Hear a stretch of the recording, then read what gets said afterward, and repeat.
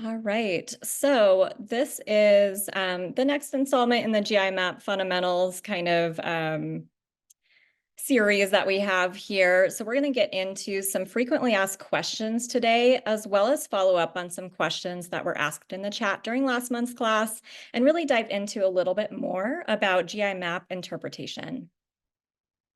So our agenda today, we're going to go first, just briefly review some educational resources that are available to you as you continue to learn more about GI map. We're going to go into some testing considerations so that you can really maximize your results with your patients. We'll review some specific markers on the GI map, specifically to the intestinal health section on page 4. So we're going to look at elastase 1, anti-gliadin IgA, and secretory IgA. Then we'll review butyrate producers, which are found on page 2 of the GI map in the commensal bacteria section. H. pylori is always a very popular topic with the GI map, so we're going to go through some considerations with H. pylori. And then finally, we will touch on some considerations related to overgrowth in the small intestine. All right, so some resources that are available to you for GI map. On our website, we have a resource library, which has a lot of great things to check out. We have our interpretive guide, and I always encourage practitioners to print this out or have it up side by side as you're going through a GI map report. We have a number of different webinars, podcasts, videos, articles, and blogs. So depending on how you like to take in information, there is a resource there for you. We have our white paper. If you'd like to dive a little bit deeper into the science behind the markers, we have over 300 references. And then if you'd like to get more into the technology that we use with GI map, we have our methodology guide. I do want to mention as well our DSL Academy, which is an online learning platform.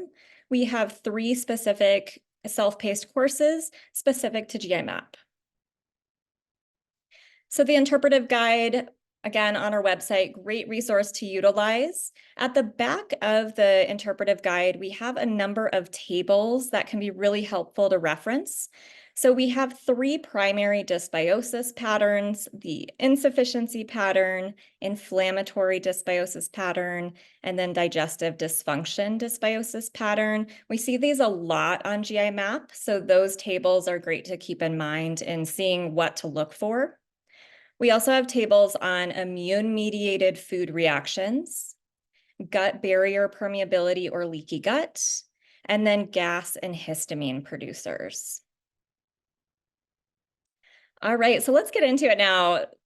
Getting into testing considerations, I've incorporated some frequently asked questions here to really help you maximize your results with the GI map.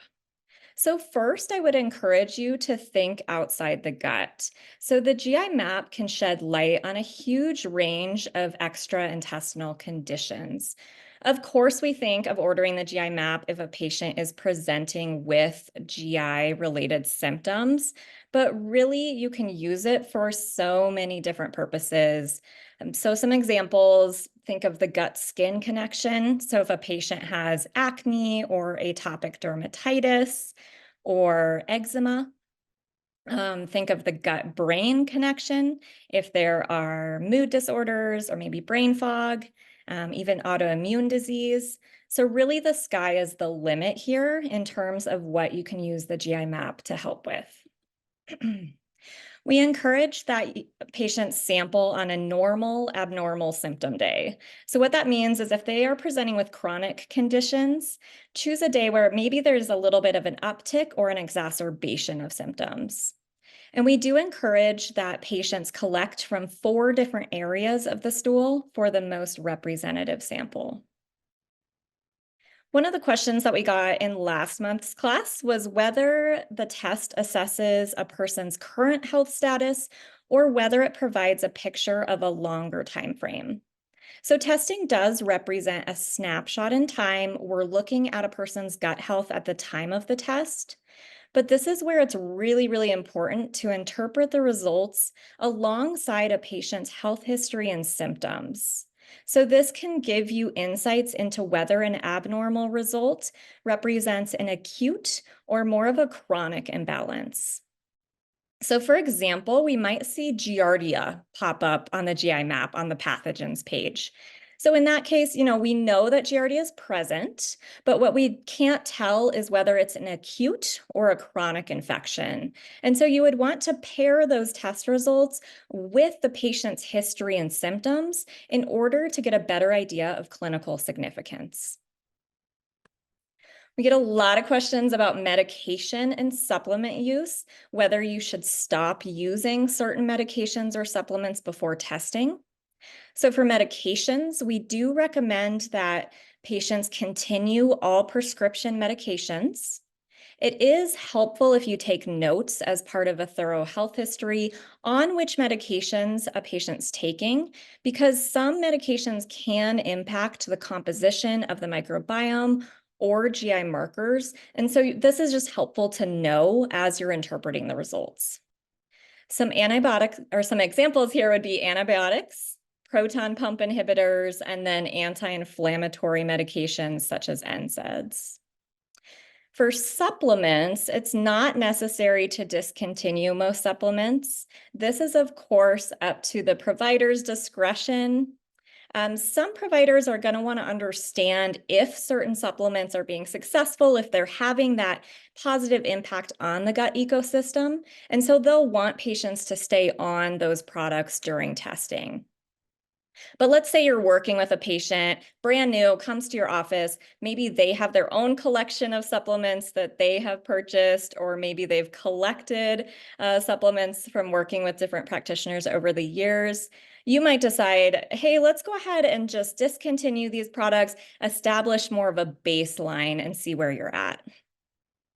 There are a few specific groups of products to keep in mind when you're deciding whether you want to discontinue products or not. So we don't require that people discontinue antibiotics or antimicrobial botanicals, but just keep in mind that these can influence results.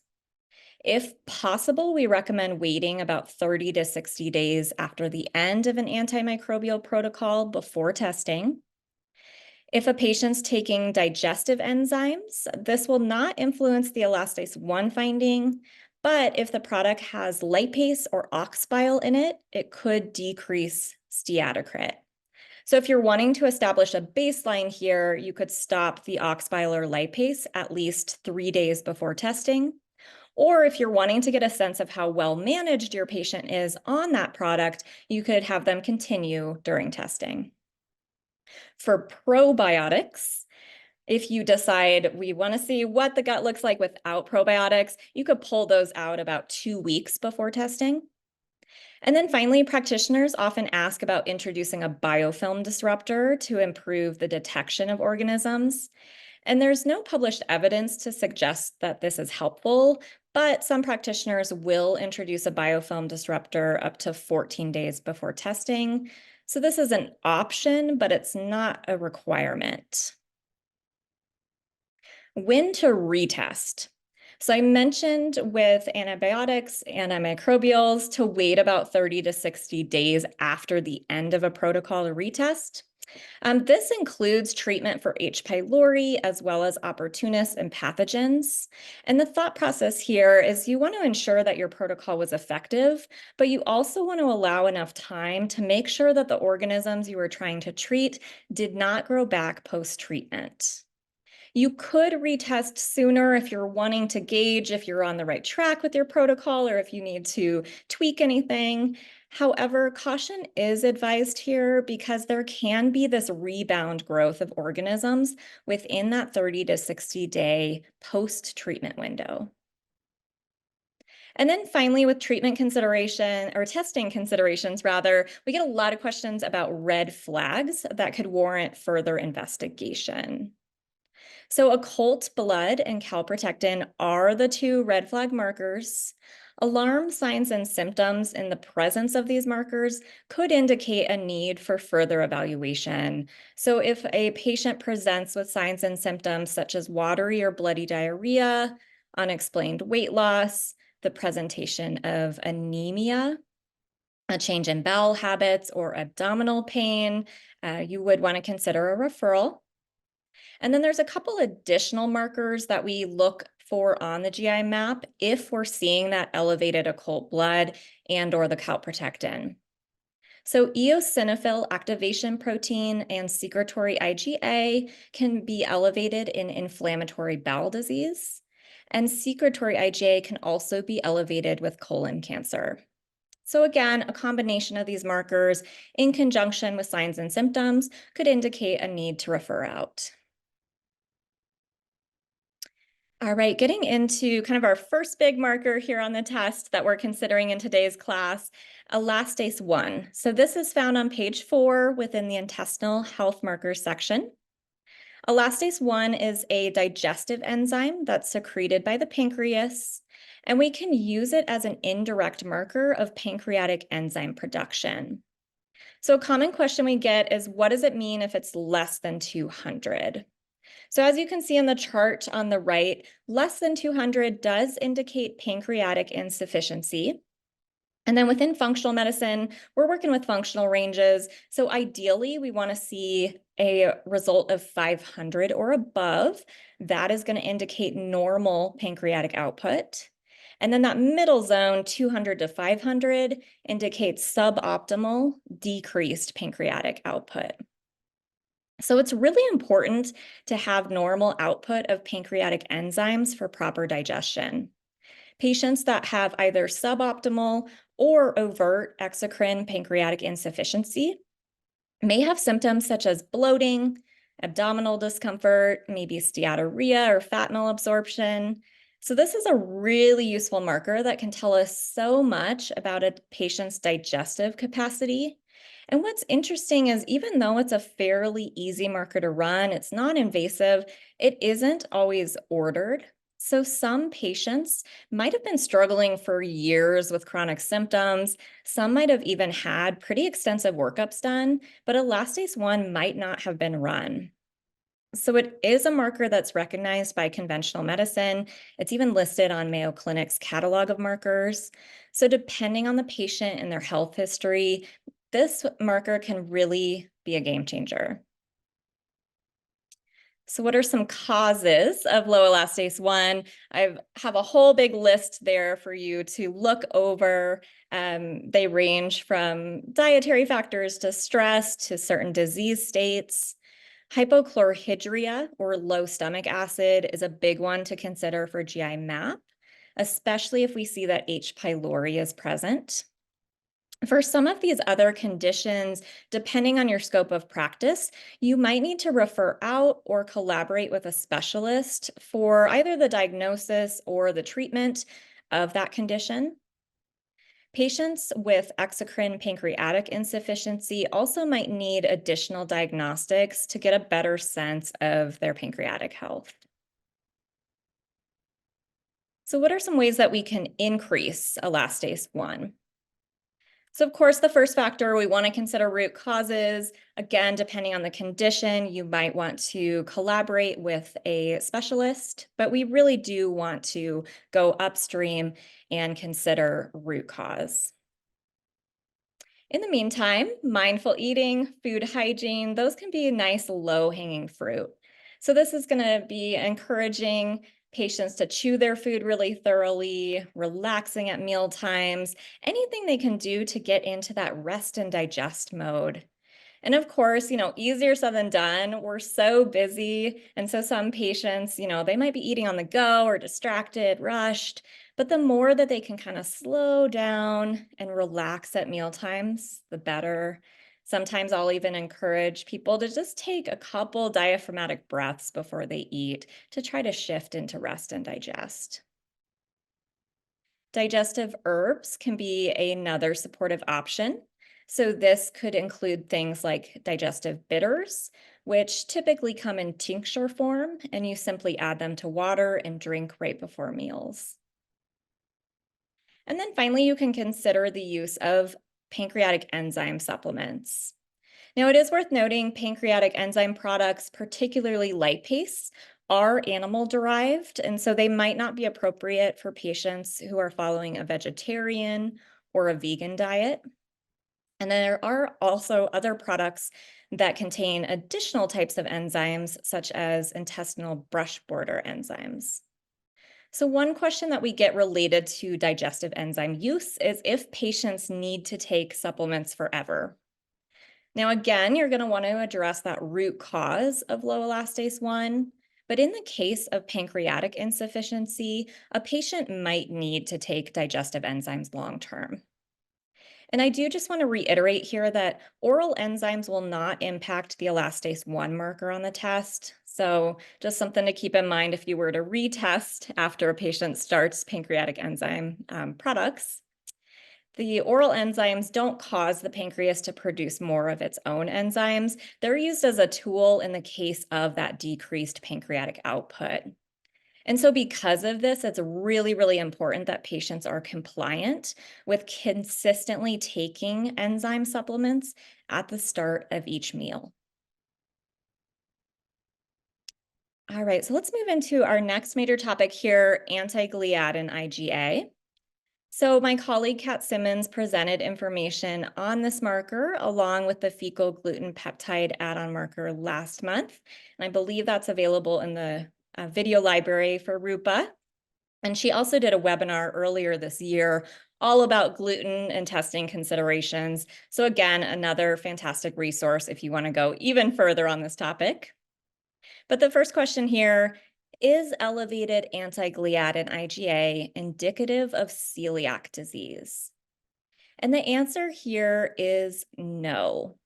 So we cannot use the GI map to diagnose celiac disease. We're primarily using anti-gliadin IgA to indicate non-celiac gluten sensitivity.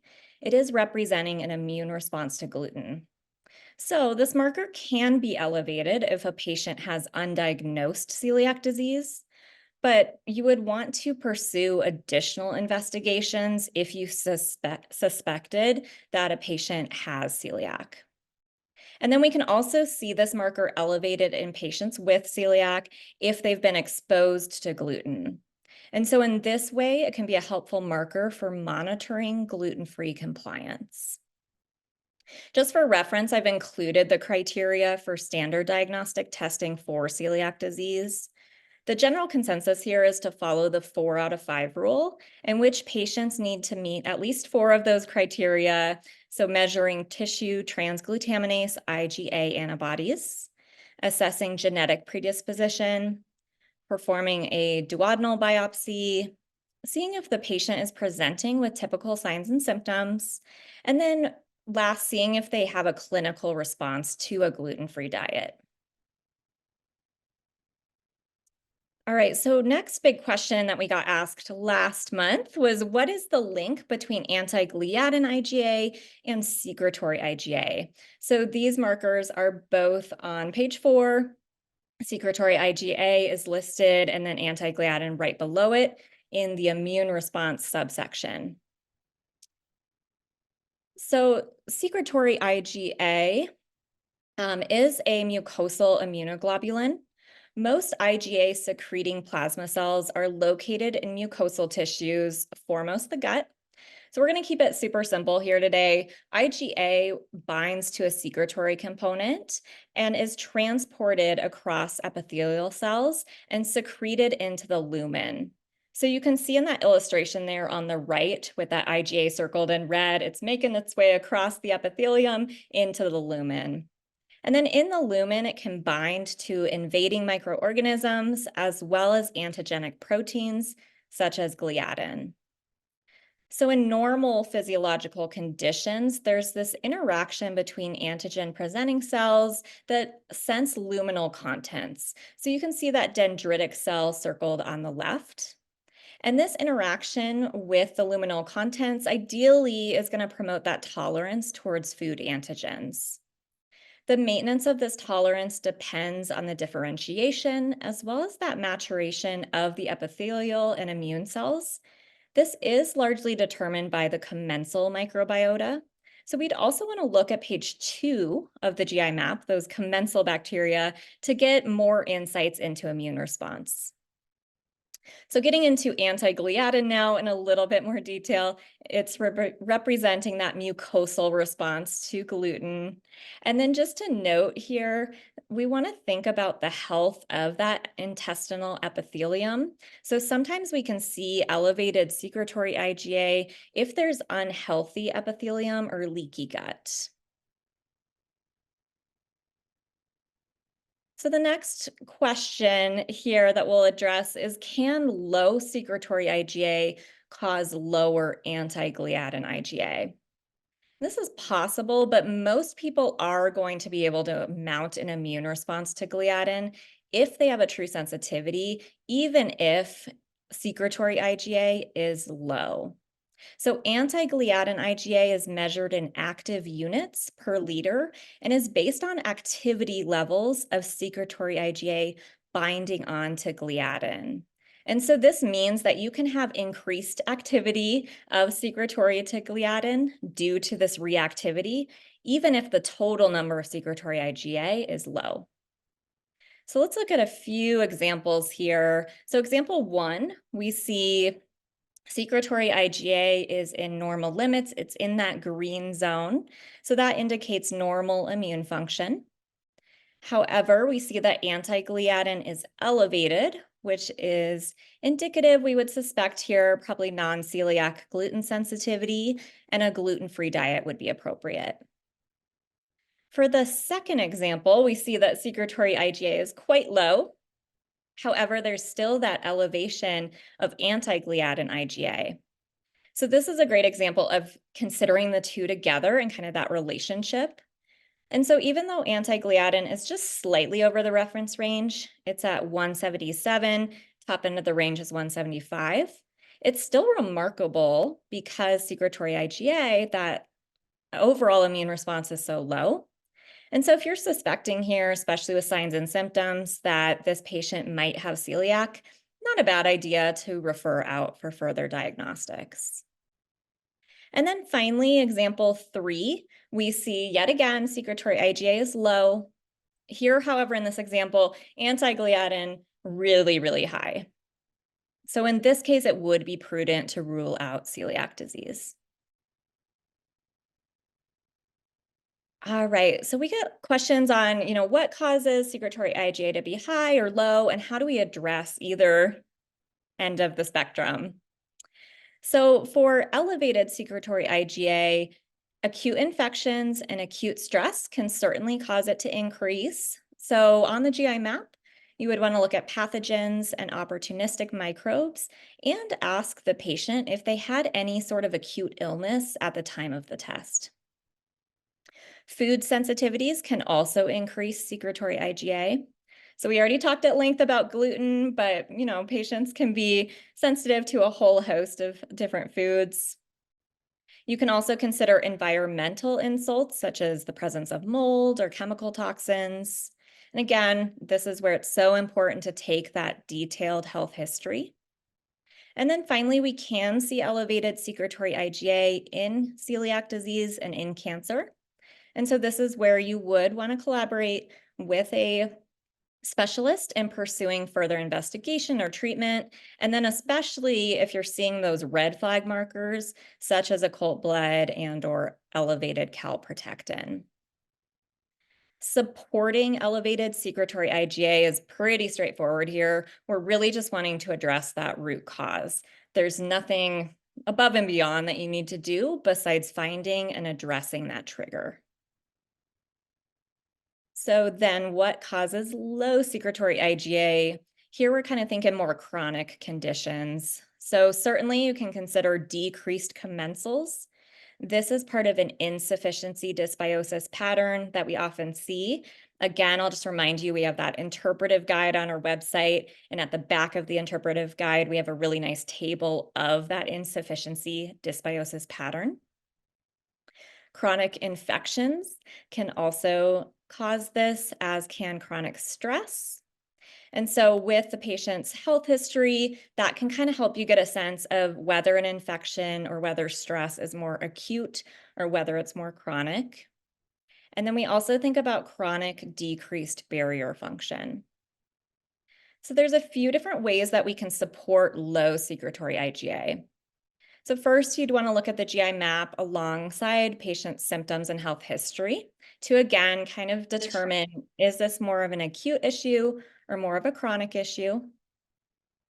If there's dysbiosis, you would want to address any microbiome imbalances. So for commensals, you might support them with polyphenols, maybe prebiotic fibers, a diverse and colorful diet, maybe probiotics. If there's an overgrowth or infection, you might use antimicrobial herbs. For chronic stress, addressing adrenal health, maybe using specific nutrients or adaptogens. Lifestyle factors are huge here, so assessing sleep quality, implementing stress management techniques. You might also want to support the mucosal layer by using tools like glutamine or butyrate. And then finally, you could consider general immune support. So I've listed a few nutrients here: vitamin A, vitamin D, zinc, but there's a lot of tools we can use for that general immune support. And finally, I've included some other products to consider, things like colostrum, immunoglobulins, or Saccharomyces boulardii probiotic supplements. Moving on to our next big topic here, the butyrate producers on page 2. So we'll get into their connection to secretory IgA and how they can help support that mucosal layer. The butyrate producers that we'll talk about today are Faecalibacterium prausnitzii, Roseburia, and then these are both part of the Firmicutes phylum. So that's an important marker to pay attention to here as well. And then again, we'll often see that secretory IgA is low with this butyrate producers, and we'll go into why that is in a little bit here. So let's look first at Faecalibacterium prausnitzii. And I don't know about you, but I think that is just so fun to say. It's a bit of a tongue twister. This is one of our most abundant bacteria in the microbiome. So this is a really, really important marker to pay attention to on the GI map. Faecalibacterium prausnitzii is found in the mucosal layer of the colon, and it does prefer a slightly acidic environment. It promotes an anti-inflammatory environment, and it's really sensitive to inflammation. And so if this marker is low, you'll want to look elsewhere on the GI map for clues that are pointing toward inflammation. Roseburia is a genus that is made up of 5 different species. They are primarily found in the ascending colon, and they also prefer a slightly acidic environment. They have flagella that allow them to move through the mucosal layer to get closer to the epithelial cells. And this is important for the uptake of butyrate by those epithelial cells. So before we go too much further into the butyrate producers themselves, let's just take a quick moment and discuss why butyrate is so important. So butyrate is a postbiotic, which is kind of this growing class of tools we can use for gut health. Postbiotics are metabolites produced by microorganisms. And so more specifically, butyrate is a short chain fatty acid. So it's really beneficial for gut health, but it also has systemic impacts as well. So first, we see that it's the primary energy source for colonocytes. It also helps maintain gut barrier integrity and stimulates mucus production. We often think about zonulin and assessing that as a marker of barrier integrity, and that's great, but we can also consider the health of the butyrate producers as we're looking at that gut barrier integrity. Butyrate also helps to modulate the immune system. It induces the production of interleukin 10 by dendritic cells, which suppresses intestinal inflammation. And then it can also inhibit interleukin 6, and it reduces interleukin 4. It promotes colon motility and homeostasis. So this is something to consider if you're working with a patient who has slow motility or perhaps chronic constipation. Butyrate decreases the pH of the colon. So if you'll remember, Faecalibacterium prausnitzii and Roseburia prefer a slightly acidic environment, and so that butyrate helps to promote their growth. A lower pH also can inhibit the growth of pathogens that prefer a more alkaline environment.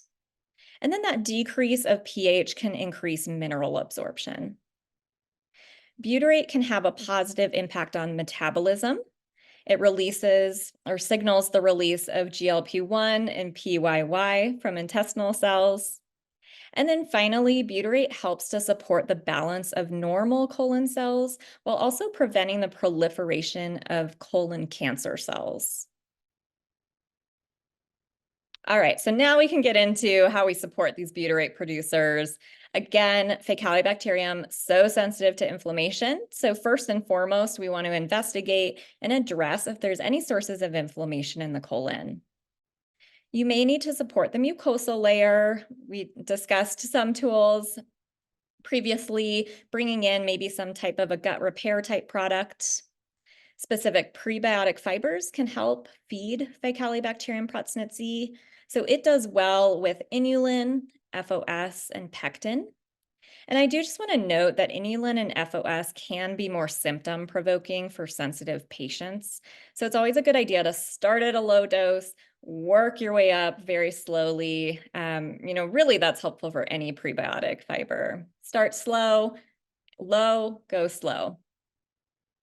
Faecalibacterium prausnitzii isn't able to break down that many fibers by itself, and so it also relies on metabolites from other bacteria. So these other bacteria are called cross-feeders. So we want to look at the health of those cross-feeders to get a sense of what nutrients might be available for the Faecalibacterium prausnitzii. On the GI map specifically, you'd want to look at Bifidobacterium, Lactobacillus, Akkermansia muciniphila, Roseburia, and then Bacteroidetes. Polyphenols can be helpful for these cross-feeders, so try to incorporate a nice diverse variety of plant-rich foods in the diet, plenty of color. For polyphenols, I a lot of times think of those deep pigments, so the really rich reds and blues and purples. The focus here certainly could be on food, kind of taking that food first approach, but you could also consider the use of a polyphenol product.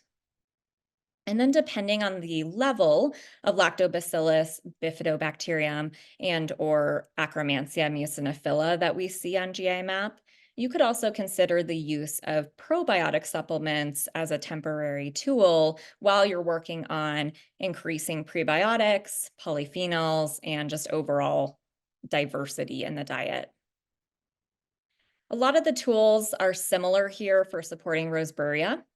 So Roseburia does really well with whole grains and a diversity of fiber-rich foods. For prebiotics, you could also consider inulin and FOS here, as well as partially hydrolyzed guar gum and glucomannan. And here, a lot of the discussion has been on how do we support butyrate producers if the levels are low. If they are high, we're not as concerned about Faecalibacterium being high. When we see Roseburia starting to move toward the upper end of the reference range, it could be due to digestive insufficiency. So here we'd want to think about supporting stomach acid, maybe bringing in some digestive enzymes, implementing those mindful eating techniques. And then finally, because butyrate has so many benefits, you could consider using supplemental butyrate in the short term while you're working on supporting the levels of these butyrate producers.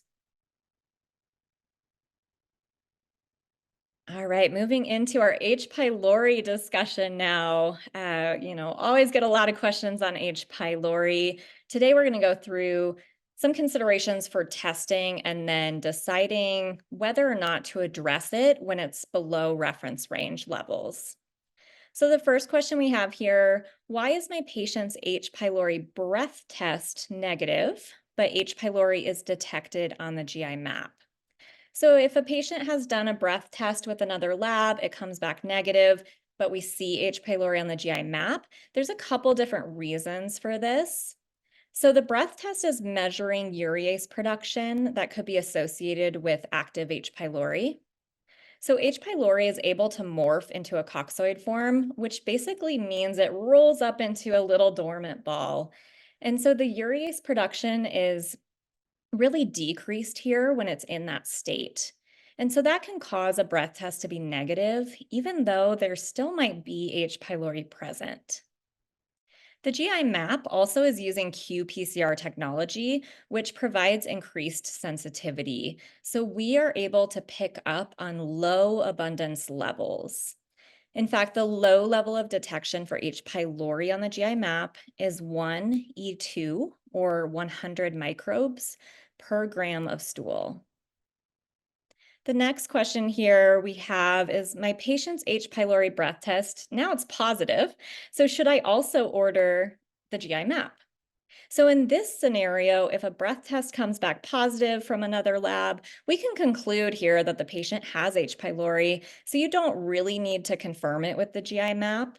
And in this case, it might be a better use of the patient's time and resources to implement a treatment protocol, and then you could use GI map upon retesting to confirm that the H. pylori population has either been successfully eradicated or suppressed.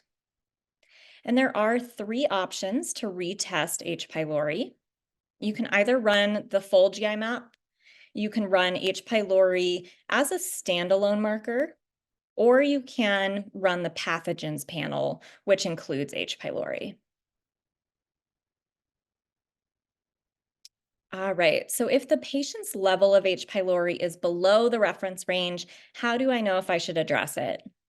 This is a very nuanced question, but we're going to go for it. So since the qPCR technology is so sensitive, it's not uncommon for a GI map report to come back with a finding of H. pylori that is below the reference range of 1 E3 or 1,000 microbes per gram of stool. So again, a lot of nuance here. Practitioners really vary in their approach on whether or not they are going to address H. pylori at this level, but we'll go through some considerations today to help you make that decision. So first, you're going to want to consider what is the result? Is it closer to that low level of detection of 1 E2, or is it closer to the reference range of 1 E3? This can provide insights into how much the quantity of H. pylori that's present. Next, you're going to want to consider symptoms. So sometimes patients are asymptomatic, and then sometimes at this below reference range, patients are quite symptomatic, and addressing H. pylori can be really impactful. We can consider classic symptoms such as reflux, upper GI pain, and nausea. But keep in mind there's other non-classical symptoms as well. Some examples include gas and bloating, diarrhea or constipation, fatigue, skin conditions, and even autoimmunity. Next, you'll want to look at the rest of the GI map to see if there are patterns of weak digestion or hypochlorhydria.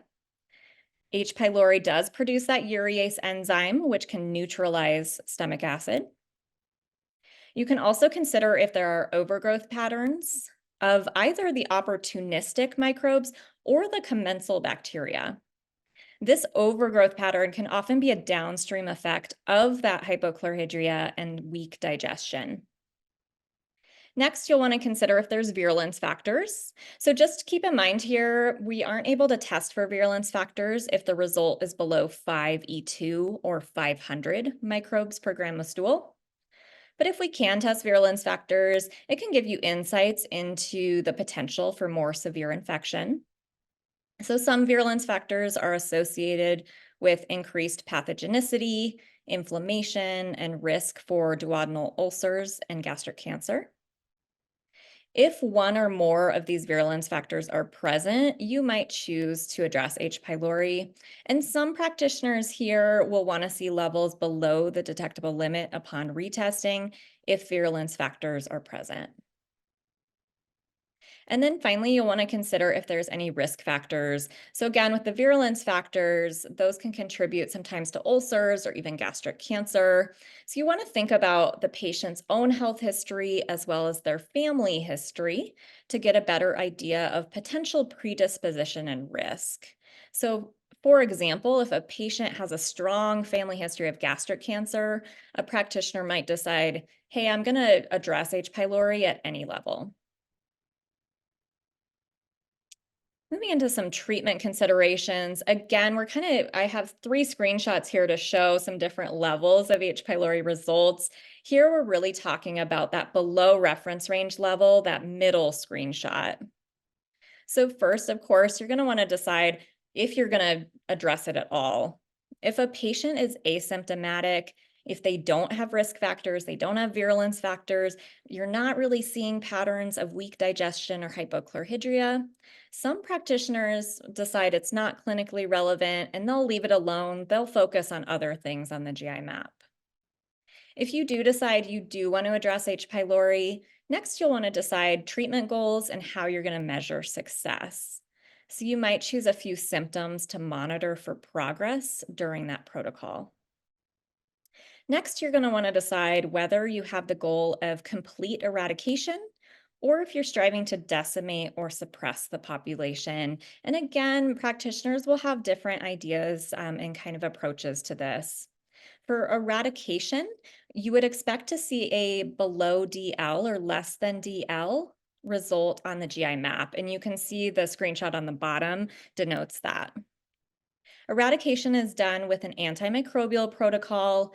If you're a non-prescribing provider, this is likely by using antimicrobial botanicals. And then you can also use antimicrobials to decimate or suppress the H. pylori population. So in this case, you might still see some H. pylori present if you retest. It would just be in a lower quantity than originally. And you would deem the protocol to be successful if the patient is having symptom resolution. If you run the full GI map for a retest, you might also see improvements in other markers that are indicating improved digestion. So again, either treatment's reasonable, decision-making is really highly individualized. And then finally, you can take more of a maintenance approach by using certain diet and supplement strategies to manage the H. pylori populations. So this could be appropriate if you do not want to use antimicrobials, but you're still wanting to address H. pylori in some way.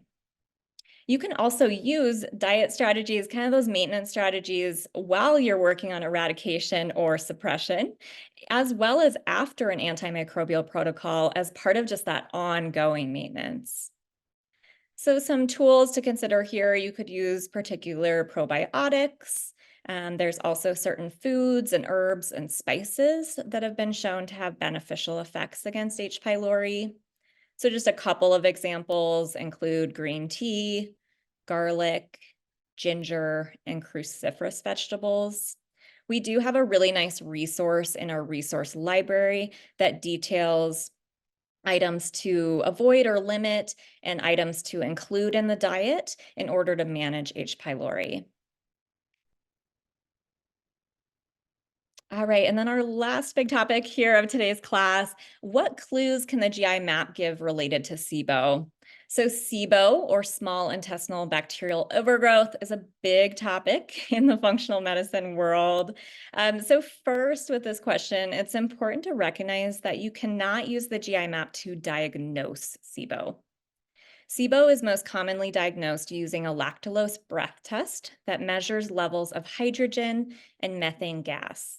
So on the GI map, we are not measuring gas, but we are measuring the levels of specific bacteria that are capable of producing those gases.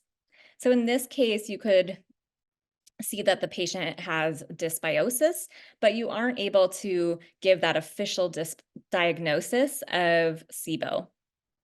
So to the right here, you'll see a list of the primary methane producers and then the primary hydrogen sulfide producers. These charts, again, are found in the interpretive guide.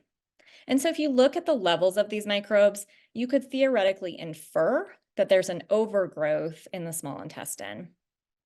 But the GI map can really be helpful in kind of zooming out from SIBO to look at other factors of small intestinal health. So we'd want to, of course, consider, are we seeing elevated levels of those primary methane producers, our hydrogen sulfide producers? Sometimes a patient will go through a SIBO protocol and they won't experience lasting results.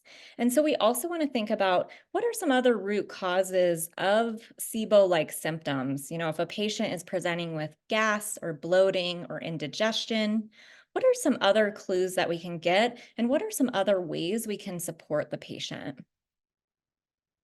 So we would want to look at, again, are there patterns of that hypochlorhydria or low stomach acid? We've already discussed H. pylori and elastase 1 today, but those would be some markers to pay attention to. You could also consider decreased barrier function in the small intestine. So, for example, damage to the intestinal lining can contribute to food sensitivities, and those can also cause those non-discriminate symptoms such as bloating and indigestion. Related to barrier integrity and mucosal health, you could also look at the level of secretory IgA. And then finally, you'd want to see if there are any other pathogens or opportunists that are present on the GI map. Those also could be contributing to symptoms. And so, really, the GI map gives you kind of that nice comprehensive look and allows you to consider root causes so that you can design those more specific protocols for your patients.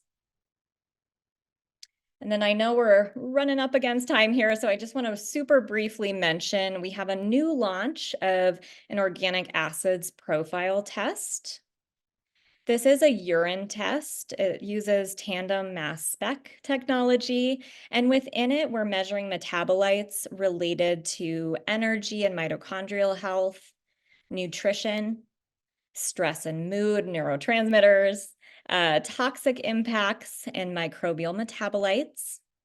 The front page has a nice summary of borderline and high levels so that you can quickly glance and see what's going on.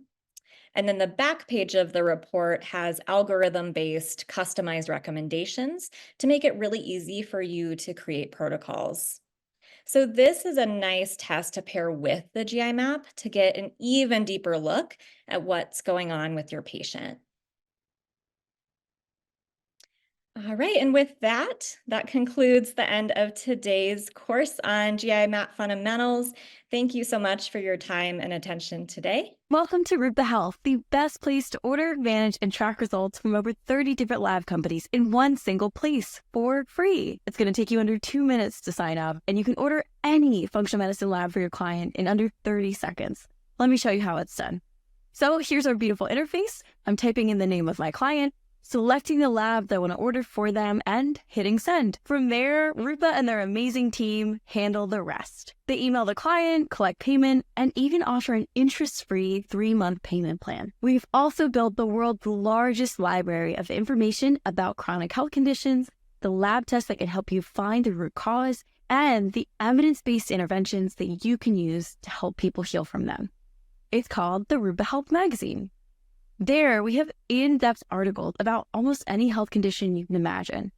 And we give you step-by-step protocols that other clinicians have used to help their clients heal and that are verified by evidence-based sources. You should totally check it out, and it'll transform your practice. And we can't wait to see you. So make sure you sign up today at rupahealth.com.